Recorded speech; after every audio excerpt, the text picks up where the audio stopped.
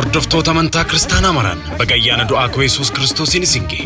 Waldaan aksiyoona fayyaa waliif kolleejjii saayinsii fayyaa fi biizinasii waliif damee isaa jalqabaa magaalaa Hararitti banuun galmee eegaluu isaa yeroo isiniif ibsu gammachuu guddaatiin. Barsiisota gahumsaa fi muuxannoo olaanaa qabaniin laaboraatoorii fi meeshaalee teknooloojii fayyaa ammayyaawaa ta'aniin bifa qindaawaa ta'een fayyadamuun barnoota qulqullina isaa eeggate dhaloota barsiisuun fayyaa uummata keenyaa eeguun biyya jijjiiruun kaayyoo keenya isa olaanaadha. Gosawwan barnootaa Pharmacy Technology, Comprehensive Nursing, Medical Laboratory Science, Midwifery, Radiography, Anesthetics Nursing, Biomedical Equipment Service, Health Information Administration, Database Administration, Financial Accounting Management, Human Resource Management, Marketing fi Health Extensionitiin barsiisuuf galmee eegallee jirra. Kolleejii keenya kan adda taasisu giddugala yaala fayyaa speciality, giddugala qorannoo laaboraatoorii fi raajii, manneen shaakallii barattootaa sadarkaa isaa eeggatee fi dareewwan barnootaa miidhagoo ta'an qabaachuusaa fi bakka barnootaaf baay'ee mijataa ta'etti argamuu keenya. Kottaa galmaa'aa maaddii beekumsaa qulqullina qabutti dhihaadhaa. Teessoon keenya magaalaa Harar,